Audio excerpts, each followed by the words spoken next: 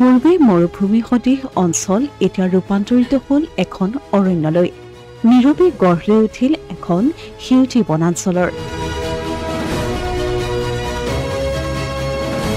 যি সময়ত সমগ্ৰ বিশ্বতে ব্যাপক হাৰত বনাঞ্চল ধ্বংস কৰি থকা হৈছে সেই সময়তে ধেমাজিৰ জীয়াঢল নদীৰ পাৰৰ 200 হেক্টৰ ভূমিৰ বালিচাপৰিত নীৰৱে গঢ় লৈ উঠিছে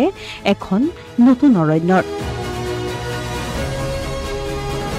ধেমাজি বন বিভাগৰ উদ্যোগত আৰু জীয়াঢলৰ পাৰৰ পানবাৰী সন্তপুৰ বাৰঘৰীয়া আদি কেইবাখনো গাঁৱৰ ৰাইজৰ প্ৰত্যক্ষ সহযোগত এসময়ত মৰুভূমি হৈ থকা অঞ্চলটোৰ সেউজ বনাঞ্চল এতিয়া আশ্ৰয়স্থলী হৈ পৰিছে বিভিন্ন প্ৰকাৰৰ জীৱ-জন্তু সৰীসৃপ আৰু পৰিভ্ৰমী পক্ষীৰ ক'ব গ'লে বহুত দিনৰ পৰা এইটো কাম কৰি আছো ইয়াত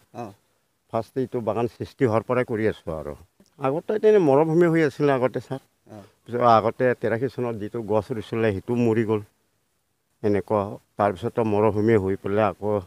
নতুনকৈ যেতিয়া বনাই পিছত এতিয়াতো আৰু আমি কি এতিয়া ভগৱান দিলে মানুহ ওখ হৈ গৈছে কাম কৰাটো আমাৰ ক'ব গ'লে একদম কাঞ্চনকোনা বাৰঘৰীয়া পানবাৰী সন্তপুৰ চব কৰি আছো ইয়াত এতিয়াতো ভগৱান দেখা পতা আজি 2 বছৰ 2.5 বছৰ মানহে হ'ল বন বিভাগে এই অঞ্চলত ৰোপণ কৰিছে গমাৰি খয়েৰ চিচু শিলিখা হলখ আদি গছ কাষতে থকা জীয়াভৰলীৰ পাৰলৈও আহিবলৈ লৈছে পৰিভ্ৰমী চৰাই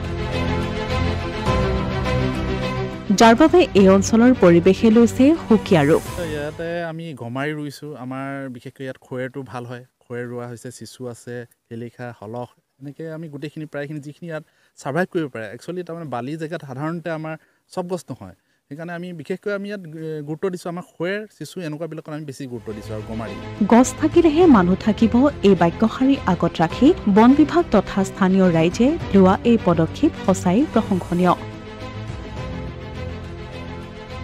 অসমীয়া প্ৰতিদিন ডিজিটেল সংবাদ ধেমাজি